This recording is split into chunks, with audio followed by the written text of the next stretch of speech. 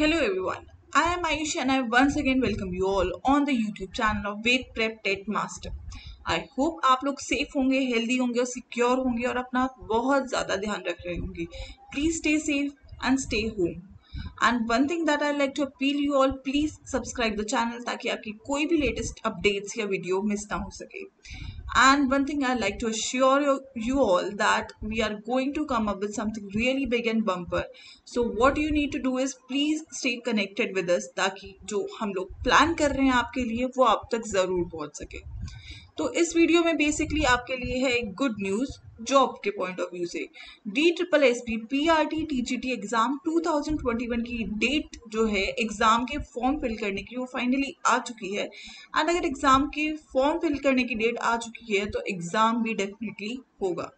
सो DSSP basically Delhi की जो government jobs हैं उससे रिलेटेड है। एंड दिल्ली में गवर्नमेंट जॉब्स मिलना is something which is seen to be on a upper level, on a upper hand, क्योंकि दिल्ली में आपको गवर्नमेंट जॉब मिल रही है इसके थ्रू। अगर हम बात करें तो इसमें वैकेंसीज काफ़ी ज़्यादा नंबर में आई हैं, 6886 अराउंड वैकेंसीज निकली हैं, जिसमें अराउंड 6556 हमारी TGT की वैकेंसीज हैं और 554 जो है आपकी PRT की वैकेंसीज हैं। तो अच्छे नंबर में वैकेंसीज हैं, थोड़ा PRT की कम है comparatively, but yes finally vacancies हैं और फाइनली आपका एग्जाम होगा एंड फाइनली आपको जॉब्स भी मिलेंगी। तो ये है पॉइंट आपके लिए थोड़ा पॉजिटिविटी देखने का इस माहौल में, ये देखने का कि फाइनली आप पढ़ सकते हैं, आपके पास एक एम है, एक मोटिवेशन है, एक जॉब है, डिस्टिंग्विश जॉब है जिसको आप लेने के लिए मेहनत कर सकते हैं और एग्जाम के लिए प्रिपेयर कर सकते हैं। तो अगर हम बात करें नोटिफिकेशन की तो 12 मई को इसकी नोटिफिकेशन रिलीज हुई है एंड एप्लीकेशन आपका स्टार्ट होगा 25 मई 2021 से। ठीक है, और इस एग्जाम को फिल करने की लास्ट डेट है आपकी 24 जून 2021। So I will suggest to people कि आप प्लीज जल्दी से जल्दी जाके इस एग्जाम को भरें। जैसे ही ये रिलीज हो, जैसे ही लिंक ओपन हो, लिंक आपका DSSP की जो ऑफिशियल वेबसाइट है वहां पे, उसके थ्रू इसको आप भर सकते हैं और इसको भरने का मोड ऑनलाइन है, तो आप ऑनलाइन ही इस फॉर्म को भर सकते हैं। अगर ये एग्जाम 24 जून तक इसकी लास्ट डेट है भरने की, तो आप एक्सपेक्ट कर सकते हैं इसके 1-2 महीने के बाद आपका एग्जाम होगा, डिपेंडिंग कि आपकी जो सिचुएशन है पैंडेमिक की वो कितनी इंप्रूव होती है उसके ऊपर डिपेंड करता है। बट येस, अगर आपकी डेट्स हैं तो आपका एग्जाम डेफिनेटली होगा एंड आपको मोटिवेशन मिल सकती है एक एग्जाम के लिए डेफिनेटली प्रिपेयर करने की। Okay, so now let's talk about the eligibility criteria. अगर हम बात करें एज लिमिट की तो एज लिमिट आपकी TGT के लिए है maximum 32 years. This is a general age limit, basically कोई रिलैक्सेशन के बिना अगर हम लिमिट देखें तो वो 32 ईयर्स है। Now depending on different categories आपको रिलैक्सेशन दिया गया है, वो आप अगर हम आगे जाके आगे वीडियो में उसको एक शॉर्ट में हमने कवर करा हुआ है, बट अगर आप स्पेसिफिकली किसी कैटेगरी में लाइक करते हैं तो आई विल सजेस्ट कि आप एक बार नोटिफिकेशन जो है वो प्रॉपरली पढ़ लें ताकि आपको क्लियर हो जाए कि किस किस कंडीशन के बेसिस पे आपको वो रिलैक्सेशन मिल सकती है। अगर हम एजुकेशन की बात करें तो ग्रेजुएशन आपकी होनी चाहिए, BEd आपकी होनी चाहिए एंड CTET क्वालिफाइड होना चाहिए। इट मीन्स किसी भी अगर आप एग्जाम में गवर्नमेंट एग्जाम के लिए अप्लाई कर रहे हैं तो आप अपेयर ही नहीं होने चाहिए, आपकी जो दोनों डिग्रीज है एंड CTET है वो कंप्लीट होना चाहिए एग्जाम को अप्लाई करने की डेट से पहले।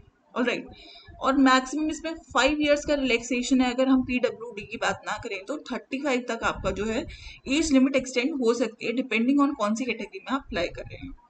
नाउ टॉकिंग अबाउट PRT में आपकी मैक्सिमम एज लिमिट है 30 इयर्स और एजुकेशन की बात करें तो 12th and then a diploma of 2 years. It can be BLEd, it can be DLEd, it cannot be BEd. Okay, तो इनमें से कोई होना चाहिए। उसके बाद CTET क्वालिफाई होना इसमें भी कंपलसरी है। तो अगर हम बात करें एजुकेशन की तो हमारी 12th डिप्लोमा CTET, एंड अगर हम बात करें TGT की तो ग्रेजुएशन BEd और CTET ये आपका क्वालिफाई होना चाहिए। ऑलराइट, एज रिलैक्सेशन अगर हम देखें तो SC को 5 इयर्स का दिया है, ST को 5 इयर्स का दिया है, OBC को 3 है और PWD को 10 इयर्स का है। लेकिन यहाँ पे प्रॉब्लम ये है कि OBC केवल ये दिल्ली के लिए ही है, जो दिल्ली में रहते हैं केवल उनके लिए ये वाला जो रिलैक्सेशन है। और इसमें भी क्राइटेरिया है, सर्टेन एक ईयर दिया हुआ है, उससे पहले वहां तक, मतलब अगर आप उस ईयर तक वहां पे दिल्ली में रह रहे हैं तो ही आप इस रिलैक्सेशन के लिए एलिजिबल हैं। तो इसीलिए मैं आपको सजेस्ट कर रही हूँ, अगर आप ओबीसी, स्पेसिफिकली ओबीसी कैटेगरी को बिलोंग करते हैं और रिलैक्सेशन अवेल करना चाहते हैं, तो आप एक बार नोटिफिकेशन को गो थ्रू कर ले, ताकि जो कंडीशन ओबीसी स्पेसिफिकली के लिए दी हुई है वो आपको क्लियर हो जाए। बाकी एससी और एसटी के लिए 5 इयर्स का रिलैक्सेशन है और पीडब्ल्यूडी के लिए 10 इयर्स का एज रिलैक्सेशन है। तो दैट विल बी 35 से 37 तक आपका ये वेरी कर रहा है। अगर हम बात करें टीजीटी का एग्जाम पैटर्न, ठीक है, एग्जाम इसका काफी सिंपल होता है, मतलब इतना मुश्किल नहीं होता है। अगर आप जनरली थोड़ा प्रैक्टिस कर लें, सीटेट वगैरह का जो कोर्स वर्क है उससे आपको टीचिंग एप्टीट्यूड में हेल्प मिल जाएगी। बाकी पार्ट 1 के लिए इसमें वो लॉजिकल रीजनिंग का सेक्शन जो हम कवर कर रहे हैं थोड़ा थोड़ा, वो इसके लिए इंपॉर्टेंट हो जाता है, क्योंकि सीटेट में रीजनिंग ज्यादा खास नहीं आती है, बट DSSP के एग्जाम में रीजनिंग आती है। तो टीजीटी की बात करें तो टाइम्स का 2 आवर्स होता है। टोटल मार्क्स एग्जाम 200 मार्क्स का होता है, जिसमें पार्ट 1 और पार्ट 2 होता है। तो पार्ट 1 आपके 5 सेक्शंस को कवर करता है, that is general awareness, maths, reasoning, English and Hindi. Okay, सब ये 20 क्वेश्चंस आते हैं। तो पार्ट 1 में 5 सेक्शन होता है। अगर पार्ट 2 की टीजीटी की बात करें तो 80 मार्क्स का आपका सब्जेक्ट होता है, जिस भी सब्जेक्ट को आप ऑप्ट कर रहे हैं, और 20 मार्क्स का आपका टीचिंग एप्टीट्यूड होता है। तो ये सेक्शन जो है ये तो कॉमन है, जो पार्ट 1 है वो तो कॉमन है। टीजीटी और पीआरटी दोनों में हल्का फुल्का लेवल का फर्क होगा, लेकिन अगर हम पार्ट 2 की बात करें तो टीजीटी में जो आपका सब्जेक्ट है वो 80 मार्क्स का होगा और टीचिंग एप्टीट्यूड जो है आपका 20 मार्क्स का होने वाला है। तो जीके और रीजनिंग और मैथ्स तो हम साथ के साथ कवर करते हुए चल ही रहे हैं।